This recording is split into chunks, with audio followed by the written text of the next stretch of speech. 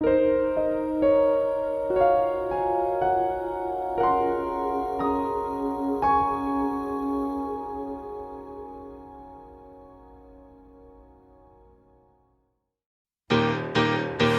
fighting a battle, we're singing the same song, trying to find someone who cares as much as we do. We're climbing the ladder while we're sinking in this boat, trying to find someone who cares. Hello and welcome back to Oh Babble Scribbler, the podcast show about MLP, the fandom and its denizens. I am joined today by Keyframe. Say hi, Keyframe. Hello, everypony. I am Keyframe. I look at point A, point B, and everything in between. And I am a reviewer, artist, and voice actor in the community. And I'm also joined by DeWilstonator. How you doing, Miss Scribbler? Hi, every people watching in the audience. I'm DeWilstonator. I am a voice actor, singer, and video producer in the fandom, and pretty much try to be a jack of all trades. So that's pretty much me in a nutshell. A jack of all trades as opposed to a jackass. That's always a good choice. Or a jack off. So. Oh dear. We are starting as we mean to go on this one, people. I'm sorry. I might need some aloe for that burn. Ouch. Right. Today we are talking about something that is near and dear to my own heart, but as I've said in previous podcasts, when I start up these things, I usually approach people and ask them what they would like to talk about. And when I asked Keyframe, there was one thing that she said.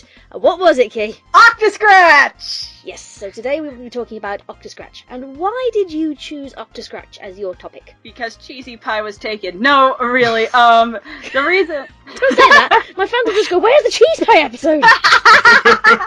I'll get lots of angry emails. It's the lost episodes of Creepypasta. Scribbler had hyper-realistic blood eyes, and Wooten was made out of bloody spaghetti. But, Wait, creepypastas? That's Lost's job. Don't be putting all this on Scribbler now. Shush Don't me give about. them ideas! Okay. In all seriousness, the reason why I chose Octoscratch is because, I did it... Before I became a brony, I'm still in... the Beatle fandom, and the Beatle fandom has a huge majority of fanfiction, and I used to read it and used to write really crappy fanfictions of it and stuff, and for the longest time, after reading one particular Beatle fic of John and Ringo in a brothel with John doing stuff to Ringo's nose, I gave up on fanfiction. Oh my, I can't believe she read that. Shut up. But, and then when I got into the fandom, and I met A&Y Pony, he got me back into fanfiction reading University Days and Allegressa, which me and him did a review of. Shameless pluggy plug. And reading that and reading more fanfictions, out of all the shippings in the fandom besides Soren Dash or Celesticord or Fluttercord and stuff, or Cheese Pie, I found myself really attached to Octoscratch. Because it felt like not only a real couple, but it just felt so consistent and felt like even with the tiniest variations, it all felt like the writers all knew each other and knew how this couple worked. And I found it intriguing. So, for those who have not been in the fandom for a particularly long time, Octavia and Vinyl Scratch appeared in episode 100, Slice of Life, as established characters, but they didn't really start out that way. Vinyl was a less than 3-second cameo in a Rarity episode in season 1, and Octavia appeared in The Best Night Ever for probably less than 3 seconds in her cameo. And yet the fandom took the two of them and have grown fandom personalities out of them. What are those fandom personalities then? Pretty much what the fandom has gathered is that Octavia is pretty much the straight mare, and that she just wants to stick to her business and stick with what she knows about classical music, with the cello being her instrument of choice. And she's just seen as very, very reserved, likes to keep to herself a lot, and whenever she when she gets to the strings, she knows when it's time to work, and she does what she can to make the best music she possibly can. And then Vinyl's the casual, loving, eccentric, like the total 90s kid. Dude! No whacking for the win! Eat your heart out, Lost! I'm the real Vinyl Scratch! Okay, sorry. That does kind of characterize the two of them in their relationship, how you cut over him just then. Exactly, and a lot of people, like, this is also true with a few other ships, like Lyra Bonbon, Fluttercore, and stuff like that. Some people in the fandom see them as either roommates, or they're actually a couple, or maybe they're sisters or something like that.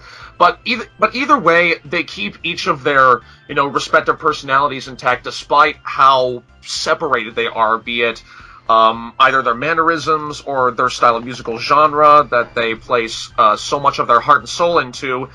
And yeah, I agree. Like, fanfics like University Days and Allegrezza, they really do. They know how to have the two of them work off of each other so well, and pretty much stuff like that.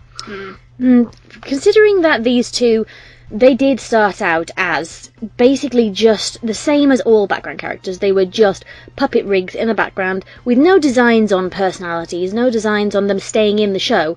The fandom itself created their personalities, and they did largely. These personalities are based on stereotypes. Octavia appeared with a bow tie and a cello, therefore she must be posh, therefore she must have a British voice, and she must like only classical, she must be very snobby, and she falls into that stereotype.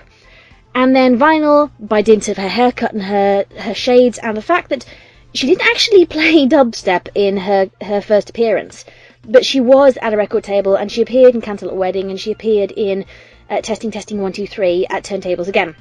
So it's kind of been assumed that she is a DJ. Actually, her name, according to canon, is not Vinyl Scratch. That was one of the proposed names that Hasbro gave, because they actually, I think it was a competition or a vote or something, and they proposed the names either Vinyl Scratch or DJ Pwn 3 or perhaps another one, and the people voted online, and she was actually named and is in all products made by Hasbro. She is DJ Pwn 3.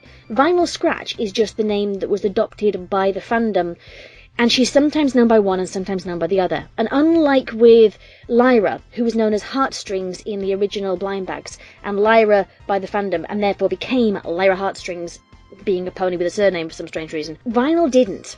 So she's Vinyl Scratch to us, and she's DJ Pwn 3 to them, and she's random background characters to the people at DHX. And it's like, it's the same thing with Sweetie Drops, especially in Slice of Life, how they were able to integrate both the fandom name and the marketing name. Exactly. Yeah, and what's also kind of funny is that, it's weird, with Build-A-Bear, when they were having like those polls to see, who's the next pony you want as a plushie? Mm-hmm. With terrible hair. Vinyl was one of them, and it was the same thing with Derpy on there. Instead of calling them Muffins and DJ, they called them Derpy and Vinyl. Like, they knew that it was only going to be the bronies that were going to vote for it. But They're watching us! But the thing that I really like about why I feel like Vinyl and Octavia became such a big ship, because until Slice of Life, they didn't have any airtime together. They were always separate parts. Well, they had a minor cameo in Bloom and Gloom.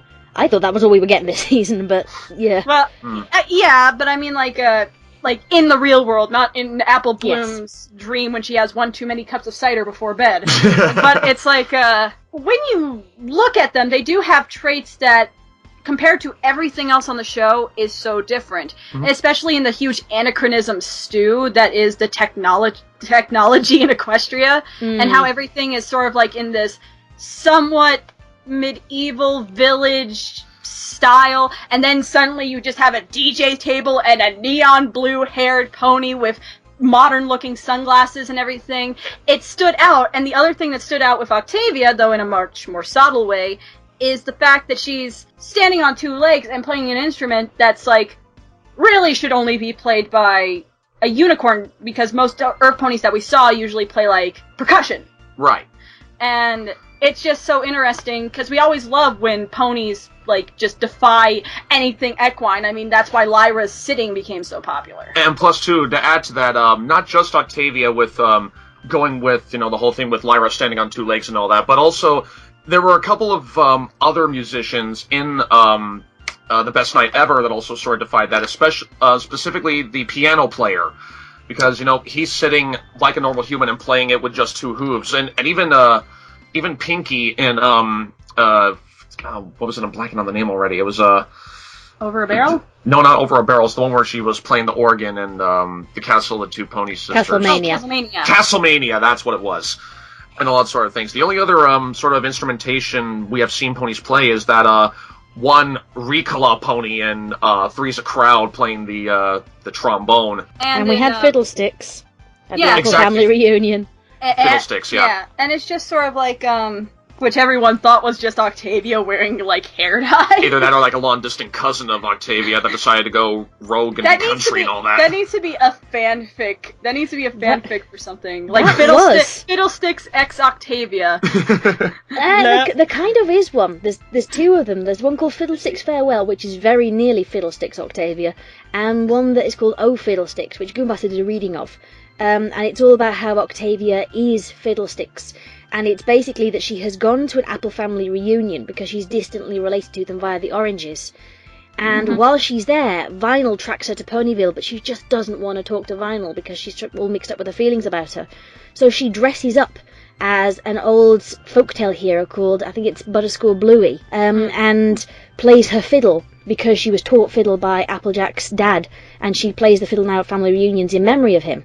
And she wants to carry on with that, but she doesn't want Vinyl to find her, so she creates this Butterball Bluey character instead. And it's a very good fic. It's a very long fic, but it crystallizes the whole thing. But yeah, but besides that, it's just like there's a trope that's often stated, like the red Oni and blue Oni, and that's pretty much Vinyl and Octavia to a T. Is that they contrast so much with their stereotypes that it's the opposite attracts sort of thing. Yeah, and it's not really that sort of thing where it's like oil and water, where they will never mix together no matter how hard you try. They just coincide with each other very nicely, like yin and yang, and all that sort of thing. Yeah, yin yang yo. That for those of you who even remember that show. Shush. No one needs to remember that show. Link in the doobly-doo. That is a good point. So. I would say that with this, we're talking about them like as if they are established personalities, or at least they were established personalities prior to a couple of months ago when Slice of Life came out. Prior to that episode, we didn't really have established voices. Like Vinyl still doesn't have a voice. We now have this idea that she may in fact be mute. But Octavia didn't have a voice. She didn't have an accent. They hadn't been featured apart from in Bloom and Gloom. They hadn't been featured together. And yet, we're talking about them as if these, like, they are established characters. You talked about how they bounce off each other quite well. I would argue that depends on the skill of the author, and also how receptive the author is to incorporating accepted fanon. Because there are sometimes authors who will do something completely different. There's a fic that I've got in my repertoire called A Puppet to Her Fame, which totally undermines that idea about Octavia. In that this one, she is actually an abuse victim, and she goes out drinking heavily to get away from her parents. Yeah, it's a hard fic. It was a hard fic to read, and it was a hard fic to listen to, so I've been told. But it's an interesting one because it is Octoscratch, but it does something different. Vinyl still has that party pony personality. She does that sort of hard night out DJ, knocking back drinks at a rate of knots, that kind of thing. She has that stereotype, but then Octavia doesn't quite fit with the established personality in fanon, and that can turn a lot of people off. And yet when you actually get down to brass tacks, that interpretation of her is as equally valid as any other one. So why do we reckon these particular personality traits became the accepted ones, when in actuality anything could have been the accepted one in the end? Well, I mean, like, it's sort of like a Fawn with that interpretation of Lyra. It's just sort of, I think the reason why we accept this majority standpoint on who Octavia and Vinyl are, fandom-wise, is because when you get down to it, it's so simplistic. They have very simplistic goals, wants, and needs that you could build up more to more complexity. And we enjoy sort of that simplistic core because it's easier to connect to, because then we can relate to the character much quicker than them coming in with such a complex backstory that you would have to go really into the character head on to get. Yeah, and plus too, to add sort of about that, I think what they like about that simplicity is because it gives, you know, a lot of authors / animators / even VAs, you know, stuff to, you know, sort of build upon that simplicity. They can sort of, you know, make it their own. Like if it's like, oh, what if she was also this, or what if she also had that? And a lot of creators like to, you know, they eat that simplicity up because it gives them sort of like almost like a blueprint of sorts. A guide. A guide, yeah. And they can just build upon it however they wish to you know, to create all these stories. Like even referencing back to Puppet of Her Fame, with, you know, the backstory of Octavia being an abuse victim. That's something that even the show wouldn't even to dare come across, but because of the simplicity of Octavia that was shown in the show, it just lets the creator's mind just go wherever they decide to go, and I think that's personally fantastic. And it's like what you said with God, I am blanking now. Damn it, what did I remember? Can you describe it and we'll guess? I know, it's just, I was trying to remember something you said earlier, and now I completely forgot. Gosh, I am terrible. But it's like you said, it's dependable on the skill level of the author. And I think people kind of enjoy that simplistic, sort of much more lighthearted core, because something like that is much easier to work with, especially with amateur writers or something. Like, for example, like Allegrezza is Coffee Grunt's first big fan fiction that he wrote in high school. And he really did play with the cemented fanon personality of Octavian Vinyl to the biggest extreme, with slight deviations, but overall it's still the same. Well, it's interesting with Allegrezza, because that one came out at the very beginning of fandom, really. It was when fanfiction was relatively new. I think it was 2011. I think it was April 2011 that one came out.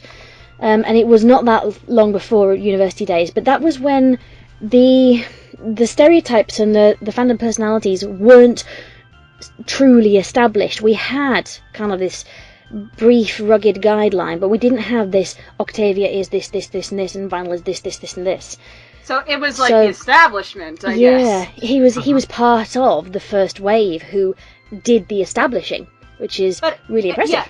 Yeah, and just saying, looking at it now, sorry if this deviates from the question a bit, looking at it now, especially since Slice of Life has come out, because of a lot of people's responses to sort of the new personality that they've given Vinyl, because she's not this no whacking, shouting eccentric. Because she decides to be, you know, mute and, you know, well reserved, just sticks like all she does, like this was even exemplified in Rainbow Rocks, that she decides to just stay in her own little world, surrounding herself with her music, and she can be very quiet, but knows when it's time to go, it's time to go, and she shows that very well.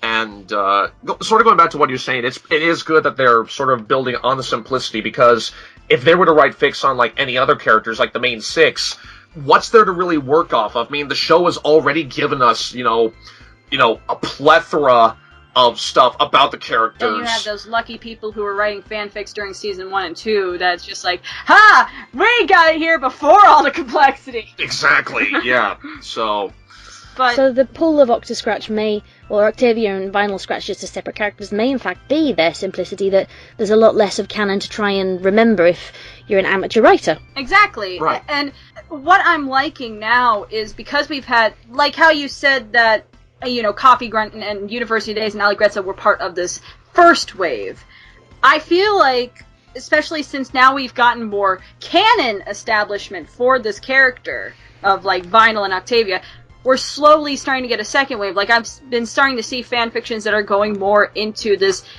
more reserved personality of Vinyl, and having Octavia be a little bit more eccentric with her music, wanting to be a little bit more innovative and not just stick to the ho-hum sort of stuff. Yeah, like especially like going back to she was going with it's like even she didn't like the Old-fashioned wedding songs. the standardness of the wedding songs that she was practicing Your for deodorant smells horrible. Cranky and Matilda, and allowing her to work off a vinyl, who's adding whatever she thinks is music to her. She can sort of subtly hear the gears grinding in her head and sort of work off that. It's like, this could work. I like that. Let me give it a shot. She's much more willing to collaborate. Exactly. Yes, and that's what I really love about these two, especially in Slice of Life.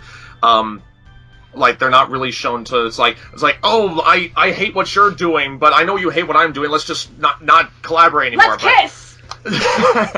I hate you. Mwah. Yeah, but I just love the willingness to collaborate that they exemplified in Slice of Life, and I think that opens for a whole lot more possibilities. Like not just for authors, but like animators and musicians, especially with combining orchestral and dubstep together. It's intriguing. Yeah, it's like the Equestria is your canvas. It's also, given the fact that they are musicians, they are creator ponies. Mm-hmm. I think that's also a reason why Octoscratch is so likable, because you can make more than just fanfics with it. There's a lot of stuff you can work for, because there's a lot of people like who make like orchestral music or dubstep and call it like Vinyl's music or Octavia's music. And I don't know. I just feel like, with Lyra and Bon Bon, besides like maybe you can make a song with a lyre or make candy, but you really can't do anything outside of just writing stories. Octavia and Vinyl Scratch sort of They leach into a different part of the fandom. They seep. They're like a seeping little stain of red wine going into your carpet. It's like it goes everywhere, no matter how hard you scrub. And then we just have to dye the carpet pink and say, meh, I'll go with it. And Pinkie Pie would be proud. Yes, Pinkie Pie would officiate at their wedding. Yeah, but the biggest thing that I find so intriguing about Octavia and Vinyl, and we stated this before, is that even with the different variations that the fandom has gone through, like with Puppet Tour fame and everything, the majority keeps it so very consistent. And then you look at other couples, like Lyra and Bon Bon, or not Dinky, that would be disturbing. Derpy and the Doctor. Yeah, Ditzy Doo and the Time Turner. It's just like, there are so many excuse me, he's stripping behind me. There's there's so many variations to how that couple works. Like some people view Ditzy and the Doctor as friends. There's a couple animations where it's like using that Japanese music where Ditzy is like chasing the Doctor around. Oh god, I remember that, yeah. And Link in the doobly-doo. Yeah, other times the Doctor and Ditzy are very caring. Other times, like Love Struck Derpy, there's a cell phone ringing in the background that's completely interrupting the podcast. And excuse me. The Wilsonator should feel very ashamed. And okay, now he's gone. So like. Or Love Struck Derpy, where the Doctor is almost like unwitting to the affection, or he somewhat knows it, or there's Bedeviled Derpy or something. There's so many variations, and then with Lyra and Bon Bon, there's like Bon Bon's sometimes a straight mare, and Lyra's completely nuts, or they're both normal, or there's like this story on DeviantArt, but I can't remember it right now, where it's like them talking, or there's stuff like Fawn, or them trying to have a baby or something.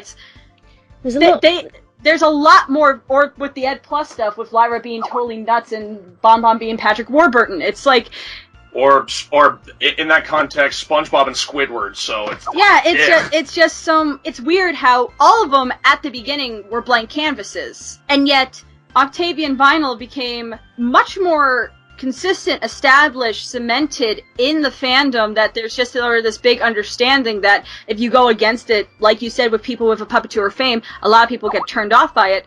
But with Ditzy and the Doctor, or Lyra and Bon, people like all these different variations, and I just find it really intriguing how, out of all the couples, these two sort of become the face of the couples of the community. Yeah, there are a huge number of Octoscratch fics released every single day on FanFiction. And obviously Sturgeon's Law, 90% of everything is crap and 10% is good. We've mentioned some of our favourites here, all of which will be linked in the description below.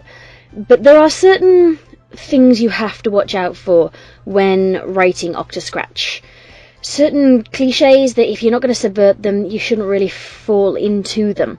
Because, as you said, would it be that we were in 2011 and we were at that first wave of establishment, but we're not. We're in 2015 and we know these cliches and we know that they are cliches and that the cliches are boring. So, what do you think? Be trope-tastic, not cliche-frific. Yeah. So what would you say is, in your opinion, the number one cliche that authors should avoid when writing Octoscratch? Oh, you start, because I have to think. I have two. So, what are yours? One cliche to avoid, like for me personally, is to not have too much emphasis on how much they hate each other's choice of genre. That one, it drives me up the wall every time I see it. It's like, yeah, okay, we know Octavia's not a fan of wub wubs and Vinyl listening to Vinyl listening to strings make her fall asleep. We get that. Can you spice it up a little bit, please? Yeah. That personally, whenever I read it or whenever I see it, that kind of gets under my skin. Like if they try to, switch it up a bit and say, like, not just reasons why they hate it, but, sort of, mix it up a little bit. Like, add a few extra colorful reasons why they hate that style of genre. Not just because it's not their choice, but what if, like, it's different and I don't know how to play it. I hate it! Exactly. Everybody would think they were internet trolls. I don't like different. Yeah. It's like, Everything must remain the same! Ah! Yep. I'm tired of that. And, so... I would have to say that's sort of the same thing. I have a term for it. I call it 90s couple syndrome. Mm-hmm. Care to elaborate? Basically what 90s couple syndrome is that you have this couple that act for a majority of the thing, or like there's big plot points, or this is the establishment, that they do not like each other. They are the contrast. They will never love you. They will argue like an old married couple, and the next thing you know, they're in bed together with their eyes looking at the ceiling, being like, did we just do that? And exactly, like that one comic that Lost dubbed with Friends with Benefits with Applejack and Rarity. Rarejack is another couple that falls into that category of falling into the 90s couple syndrome. It's like, you're different, I hate you, please marry me! Yeah, and with Vinyl and Octavia, it's just sort of like, you're different, I don't like you because of it. It can get very grating, because it's just like, the way you meet someone, it's like, yeah, it's not always love at first sight sort of thing. It is a gradual, you grow to like and eventually love this person, but you don't, 9 times out of 10, you don't start with a relationship with someone by completely hating their guts. And it's just like, even with Balagressa, which I really do love, I did find it kind of like, it was played somewhat well, but I did not really enjoy the part in the first chapter where it's like, all Octavia is doing is glaring at Vinyl during the scene and everything, or retching at the way that she lives with her clothes on the floor and everything. By the way, why do ponies have clothes? The same reason that Sonic characters have clothes. Fashion, darling, fashion! Fashion, darling! But with that, it's just sort of like, on a counterpart, again with Allegrezza, I may be just plugging the dramatic reading too much, but with Vinyl in Allegrezza, they had a scene where they're looking through music, and Vinyl and Octavia are disagreeing on stuff, and then they finally found, I think it was Hendrix or something, or Hoofdrix, or whatever the pony pun in that fic was, because there was 10 million. They found like a common ground, and I like that. I like that, the fact that Vinyl doesn't only enjoy classical music, because it's like, I love the Beatles and 50s and 60s and stuff. Like, that is my big bread and butter. Look at Keyframe's hair. But I also like stuff from the 80s, and I do like some modern music like Sia and stuff. Like, you gotta have variation. and that's probably the other big cliche. They stick to what their name is on the tin. It's basically what they are. They act like Vinyl only knows how to DJ. She only knows how to be loud. Season 1 Rainbow Dash levels of arrogance. And then you have Octavia being the snooty British person. Oh, I'm just going to play my cello and then wince at you and then drink my whiskey and wine. And then I'm gonna go read some doc fics. Oh wait, sorry, Scribbler. Apart from the whiskey and wine, yeah. That sort of kind of goes double for me, because with me, music is also, a big part of my life. My main, with her and the Beatles, my personal favorite artist of all time is Michael Jackson. And for a while, that used to be all I listened to. But then, after a while, it starts to, wear on you. I mean, there's no denying that he's a great artist, but if that's all you listen to, I call it wishing for the Christmas everyday thing. Sooner or later, it's going to get repetitive, and you're going to wish it never came at all. There's actually a really good Vine whenever Uptown Funk came out, where it was like, I love this song, I'm going to listen to it over and over again until I hate it. And it's just like, yeah, it's just sort of like, yes, we love this sort of character traits about it because it is sort of, stuff we're very used to. It's the very common tropes and classic. But the thing about classic tropes is that if you don't build upon them, make them new, or put your own spin on them, they become boring, and that's when a trope becomes a cliche. Pretty much every single horror movie ever. or like the cliche is like, the black guy always dies in a horror movie. It's like, we've seen it before. It's like some people are like placing bets on it. It's like, okay, when's the black guy gonna die first? I'm calling like half an hour, like 45 minutes in, and all that sort of stuff. And so, yeah, that's again, for creators in general, I'm of the firm belief that they shouldn't just stick with what they know. They should challenge themselves, try new things. That's why... Test the water. Test the water, exactly. And that's why I always try to do, a bit of everything. Like, I don't just voice act, I don't just sing, I also try, write my own lyrics, or I'm also a dancer, or, a stage performance, stuff like that. And a podcaster. A dancer, ooh. Yeah, so pretty much... He does birthday parties, ladies, and bachelorette ones. And BoneyCon, we're gonna have to get him to dance! Make it rain! Yeah. Oh, yeah. So, It's raining well. but yeah, if I say change or switching it up a bit can be a good thing. You just need to, have the passion for it. And I see a lot of that with these authors, animators, musicians. They're trying new things with this pairing, and that's again why I love the simplicity that the show gave us to begin with. It gives the creators to, build stuff upon it and try to create something new, and I love that. Yeah, so what's your top cliche, Scrib? Writers not knowing how to write the difference between being in love and being in lust. Because the opposites attract thing. It happens a lot with the opposites attract cliche, this idea of you have two characters who are at opposite ends of the spectrum in either taste in music or taste in clothes or just attitudes and their deportment in how they live their lives, that they are at some point opposites going to fall for each other. But there is a difference between writing about characters who are physically attracted to each other and end up falling into a physical entanglement and writing characters who are in an actual relationship. And I get the feeling that a lot of people who try and write Octoscratch, they're attracted by the simplicity of the stereotypes that allow them to just say, right, they're a couple and people will accept it. There are quite a lot of couples that you couldn't do that with. If they're more unusual pairings in the fandom, you would have to go some way to explaining how they came to be a couple before you could tell the story you wanted to tell. You don't have that shackle with Octoscratch, because you can just say, Octavia turned to see her mare friend, and Vinyl said this, and we all just accept it.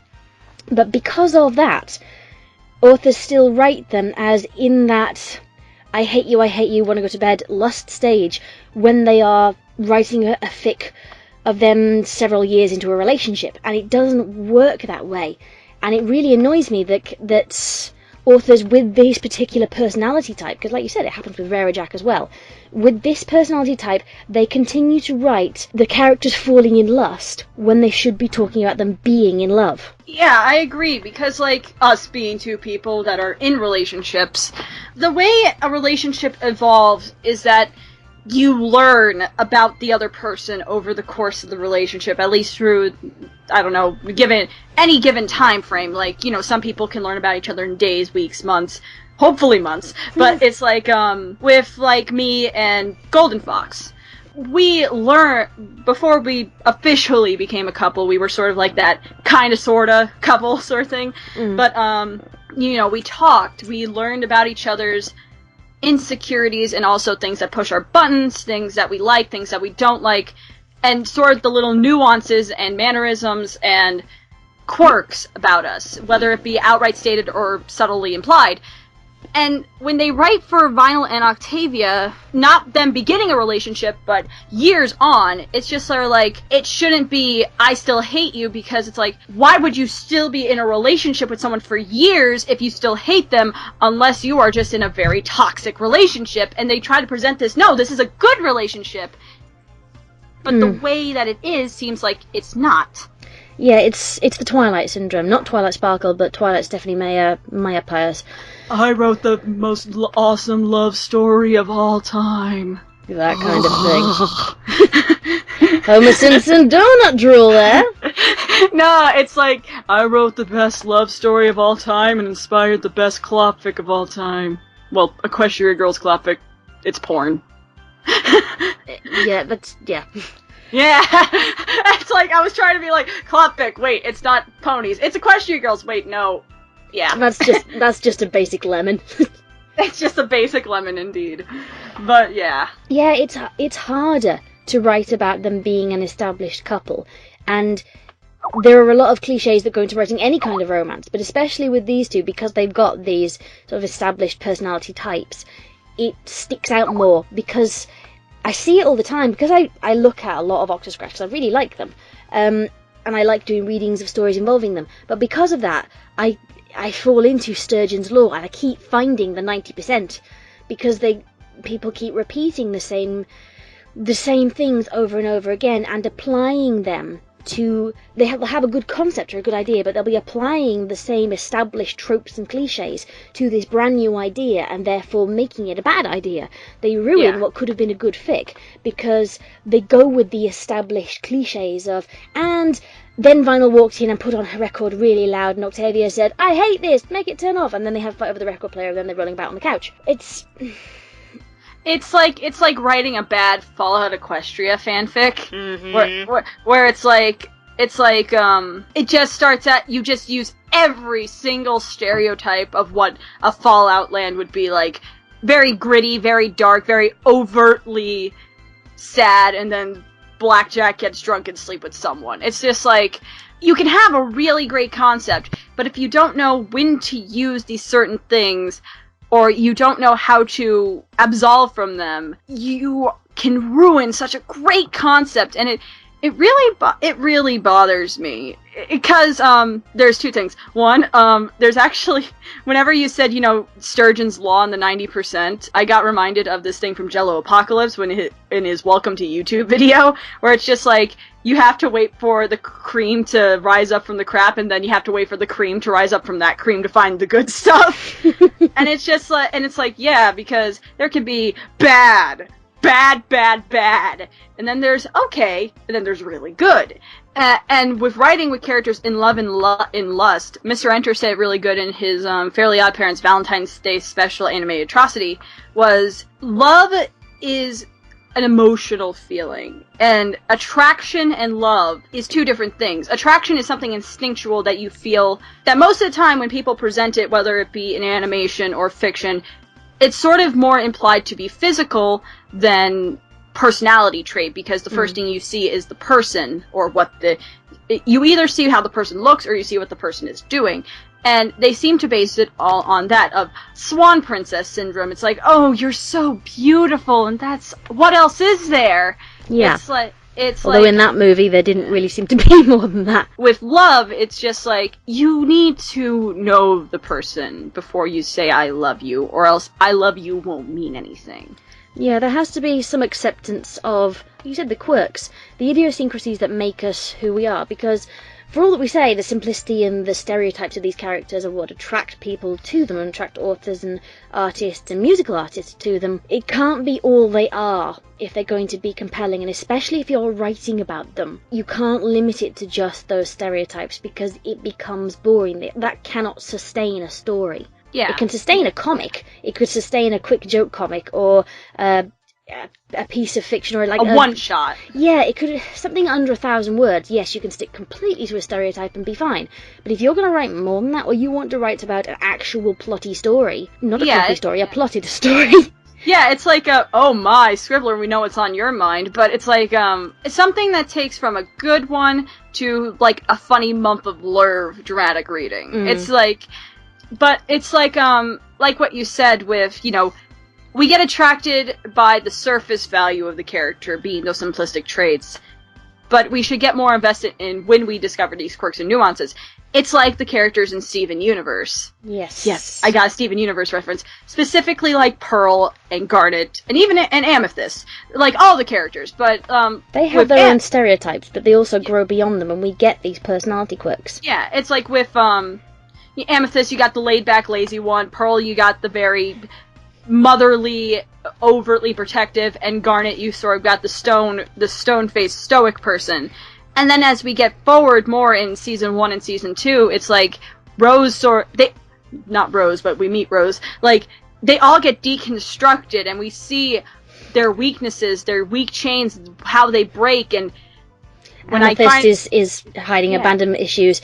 Pearl has almost self-destruction tendencies because of love, and her grief has not gone away. And Garnet has trust issues. And major trust issues. Yeah, because, like, spoiler alert,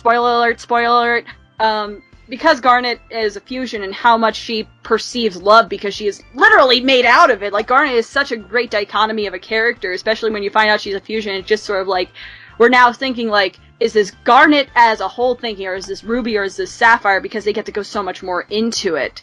And, like, with Pearl grieving, which makes me, just saying, little tangent, I hate it when people are in comments of Steven Universe videos and saying, oh, Pearl is so salty, her gem should be a salt lick. It's like,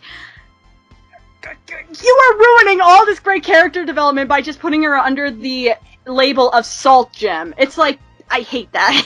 but it's just like, we got into the surface value of Steven Universe because we liked, you know, the character designs, music, this sort of quirky personality, family sort of thing. And as the show went on, we were like, holy crap, this is much more deeper than we all could have recognized from the beginning. And that should be the thing with writing a couple, is that you sort of see from the surface value at the beginning of the lovey-dovey honeymoon stage, and then everything they have to go through, because they have to go through the good and the bad, and presenting it as too idyllic or too gritty and, ugh, I hate you so much, let's fuck. It's like, let's yay!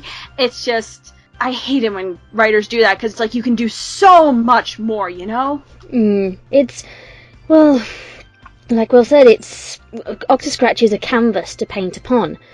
We are given stereotypes, and then we are allowed to run with them, and there's not as many canon constraints as there are with the main 6 now. Because 5 seasons in, we have a lot more development for them. So the less developed characters become more attractive to a fandom perspective because we get to do the developing. But for that to happen, we actually have to develop them.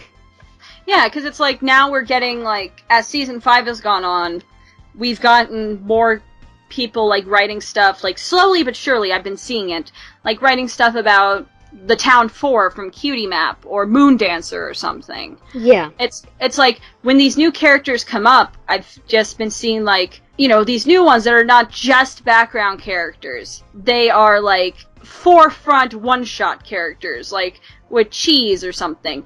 But it's like, with stuff like that, it's interesting with Season 5 compared to Season 4 because it's like you don't see many fan fictions about, like, Silver Shill or something. Yeah, the Breezies. Or the Breezies, because it's like, it's funny how we have these one-shot characters that it's basically the writers giving out this character and being like, have fun! You can continue their story. And yet we pick these background characters that have no lines, and it's because we like having this blank canvas and the lack of constraints. It's, my artist friends will know this. It's like going on Photoshop and starting up a new canvas and picking either the CMYK color palette or the RGB. The show canon is like the CMYK, where you have a very limited color palette because you're only limited to the colors that can be on your printer. Cyan, magenta, yellow, and whatever.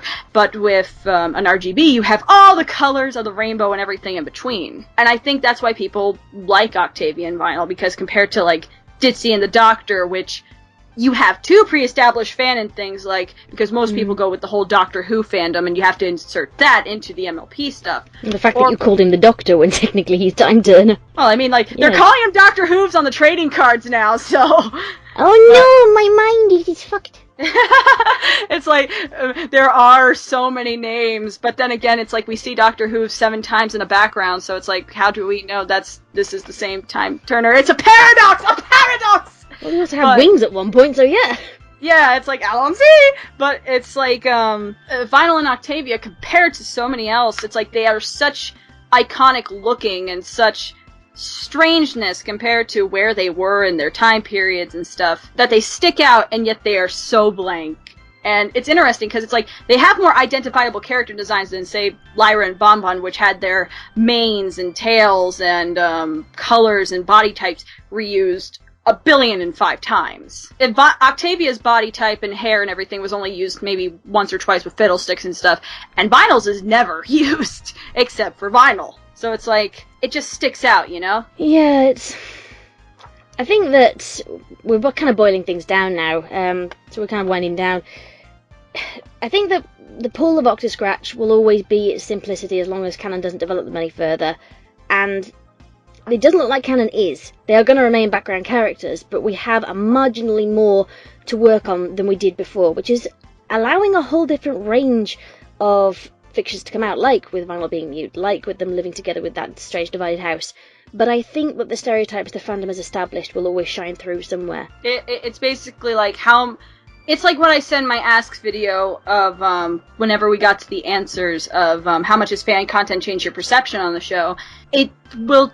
How much it changes just as proportional to how much you will accept canon compared to fanon in the ratio. It's like, sometimes we just want to be in the fanon world, and sometimes you add the canon in. It's just sort of like your enjoyment of the show and enjoyment of the fanon is just totally dependent on that. Right. I think we've covered a lot of bases on this one. We went around the bases, all the bases. All the bases. Yes. But no, yeah. Just thinking in terms of, yes, I imagine Wooten having a field day with that comment. Yes. Write a fanfic, Wooten. Write the Scribbler keyframe fanfiction to go on Dark Horses by Night. Wasn't there already one of them? Lyra! Oh, Bon, I love your creamy orbs. When is there going to be a podcast about us, a podcast about us, Bon? I don't know, Lyra. Whenever Robert Scribbler can pull her fucking finger out. Yeah. Okay. We have fun. Right, okay. Thank you very much for listening to us today, then. And thank you very much to Wilframe? Wilframe, okay. Wilframe, you are now Fusion. You are Wilframe. I don't know. I am Aid. Will and Keyframe.